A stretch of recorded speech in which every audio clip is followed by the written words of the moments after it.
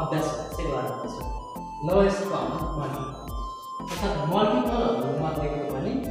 Lowest सबैभन्दा सानो र दुईवटा सङ्ख्याले भाग्छ दुईवटा सङ्ख्यालाई भाग्छ जस्तो फर इक्जाम्पल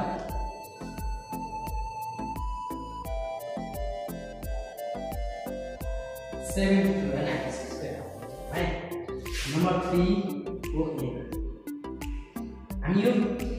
मेथडबाट गर्छौँ prime factorisation method. Prime factorisation भनेको प्राइम नम्बरले नै डिभिजिबल गरेर प्राइम नम्बर नै ल्याउने त्यसको प्रोडक्ट हुन्छ के ल्याउने भन्दाखेरि प्राइम नम्बर नै ल्याउने प्रोसेस चाहिँ के हो भन्दाखेरि प्राइम फ्याक्टराइजेसन प्रोसेस। अब प्राइम फ्याक्टराइजेसन प्रोसेसबाट हामी LCM निकाल्छौँ 72 and 96 ओके। अब फर्स्ट अफ अल हामीले के गर्नु भन्दाखेरि 72 लाई डिवाइड गर्नु 72 लाई कति डिवाइड हुन्छ भन्दाखेरि यो इभन नम्बरलाई जहिले पनि 2 ले भाग गर्छ हैन 2 ले डिभिजन हामीले डिभिजिबिलिटी टेस्ट पनि गरिसकेका छौँ 2 ले डिभिजिबल गर्ने नम्बर कस्तो हुन्छ त भन्दाखेरि इभन नम्बर हुन्छ 3 ले गर्नु पर्यो भने कस्तो हुनुपर्छ डिजिटको समलाई 3 ले डिवाइड हुन्छ भने यो सिंगल पुरै नम्बरलाई ले डिवाइड हुन्छ त 3 ले डिवाइड हुन्छ त्यसैले 3 ले पनि भएन 72 लाई 3 ले डिवाइड किन हुन्छ भन्दाखेरि 3 प्लस 7 प्लस 2 गरेर हुन्छ 9 हुन्छ 9 डिवाइड 3 हुन्छ it is exactly divisible by 3 this number is exactly divisible by 3 so 3 ले पनि गर्दा हुन्छ है मैले अब 2 बाट स्टार्ट गरेँ 2 3 are 6 6 भयो 1 बाँकी बस्यो 12 भयो 2 6 are 12 2 1 are 2 2 1 are 2 16 भयो 2 8 are 16 त्यसपछि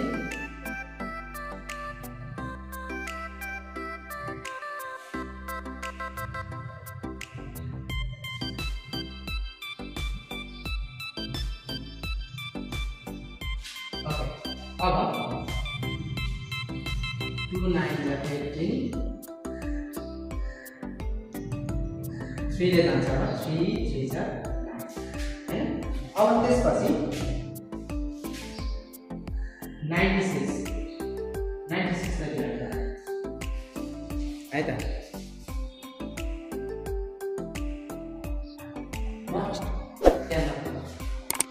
ओके 72 का हामीले फ्याक्टराइजेसन गर्ने प्राइम फ्याक्टराइजेसन अब 96 लाई पनि 2 ले डिवाइड है 2 ले डिवाइड 2 4 are 8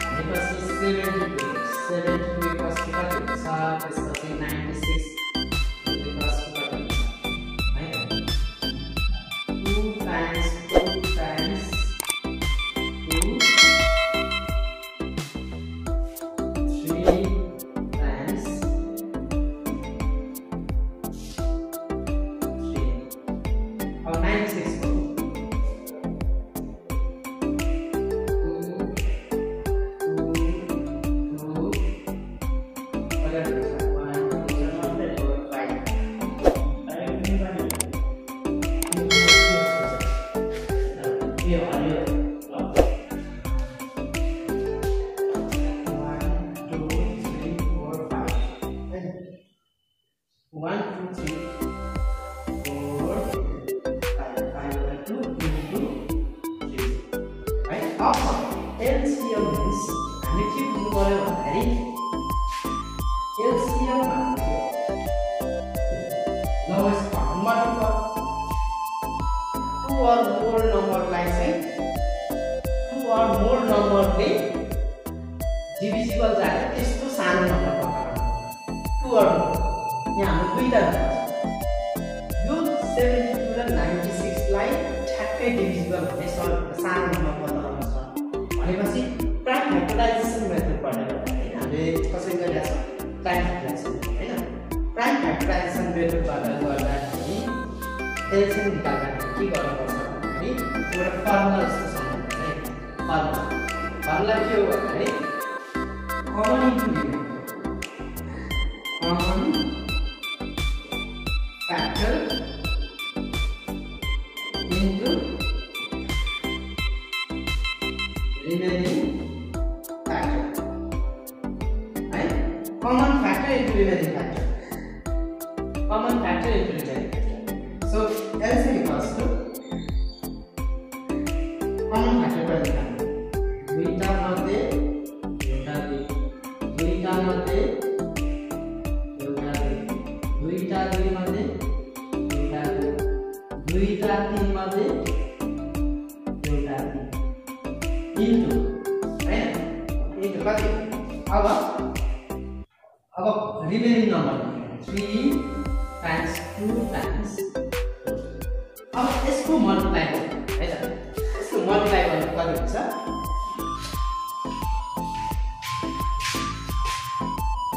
ओके यो नम्बर मल्टिप्लाई गर्नु कमन फ्याक्टर हैन अब remaining factor 3 2 2 3 2 2 common into remaining factor multiply गर्दाखेरि कति भयो भन्दाखेरि यसलाई ट्याक्कै मल्टिप्लाई गर्न सक्छौं मल्टिप्लाई गर्दाखेरि 288 अब हामी यो नम्बर के हो एलसीएम यो एलसीएम 288 को मिनिङ के हो भन्दाखेरि 96 र 72 ले ठ्याक्कै भाग चाहिँ सबैभन्दा सानो नम्बर हो भाग गरेर हामी यसलाई भाग गर्न सक्छौं है त ओके अब next 6 number को question number 6 number the question of भनेको छ के भन्दाखेरि find the product of 30 and 42 पछि यसको प्रोडक्ट हामीले पत्ता लगाउनु है त नम्बर 1 मा प्रोडक्ट of 30 and 42 कसको कति हुन्छ है 30 42 times 30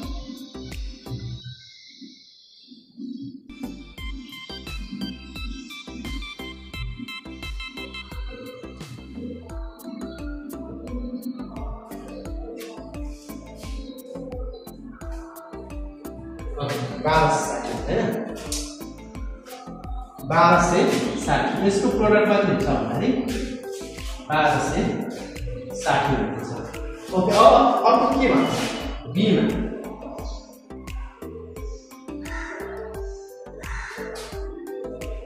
find the LCM and HCF of 30 and 42 अब 30 and 42 मा LCM र HCF दुईटा दिन्छ है त ओके फर्स्ट मा 30 र 42 लाई प्राइम फ्याक्टराइजेसन मेथडबाट है प्राइम फ्याक्टराइजेसन मेथडबाट 2 1 2 2 5 10 3 5 15 42 लाई 2 1 2 2 4 2 1 1 लाई कति जान्छ 3 ले जान्छ 3 7 1 अब यसको प्रोडक्ट को रूपमा लेख्नु 30 को प्रोडक्ट को रूपमा लेख्दाखेरि 2 times 3 times 5 हुन्छ त्यसै गरी 42 को प्रोडक्ट को रूपमा लेखौं 2 times 3 times 7 है अब त्यसपछि यसको कमन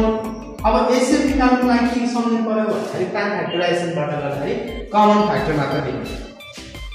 टाइम फ्याक्टराइजेसनबाट एचसीएफ निकाल्दाखेरि 2 वा 2 भन्दा बढी नम्बरको टाइम फ्याक्टराइजेसन गरिसकेपछि यसबाट के गर्ने त कमन लेख्नु सो अब के गर्ने भन्दाखेरि यसलाई एचसीएफ निकाल्नु एचसीएफ इज इक्वल के हो कमन 2 into 3 दुईटा मध्ये एउटा 3 दुईटा मध्ये एउटा 3 एचसीएफ कति आयो 6 आयो अब एलसीएम भनेको कमन इन्क्रिमेन्ट कमन लिइसक्यो 6 टाइम्स रिमेनिङ भनेको 5 टाइम्स अब 2 into 3 गरेर राख्दा पनि भयो हैन अब यही हाम्रो जुन एचसीएफ रिमेनिङ फ्याक्टर हो एचसीएफ भनेको 6 into रिमेनिङ फ्याक्टर 5 into यहाँको 7 यो नै हो दुईटा हैन अब यो कति हुन्छ त मल्टिप्लाई गर्दाखेरि मल्टिप्लाई गर्दा 6 30 into 7 210 हैन 210 अब यहाँ के भनेको छ भन्दाखेरि डी नम्बरमा नम्बर दिन्छ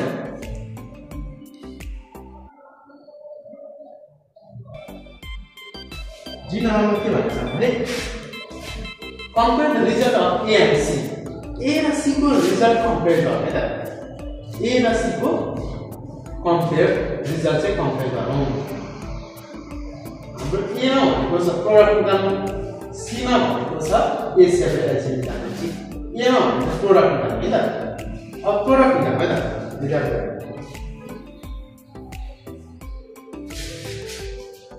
ओके अब यसलाई compare the result result में compare करना है ना product of A and C A र C मा आएको के छ LCM HCF into LCM पनि गरेर HCF भनेको 6 times LCM भनेको छ 210 भनेपछि अब कति 210 into 6 6 किन 6 भनेपछि HCF र HCF पनि कति आएको भने 1260 हैन 1260 HCF र LCM को मल्टिप्लिकेसन गर्दाखेरि गिवन नम्बर हाम्रो के हो त भन्दाखेरि प्रोडक्ट अफ कति आयो product of 30 and 42 equals to पनि कति आयो 12 अब हामी यहाँ कन्क्लुजनमा के लेख्न सक्छौं product of HCF LCM कन्क्लुजनमा हामी के लेख्न सक्छौं LCM times HCF equals to product of two number product of given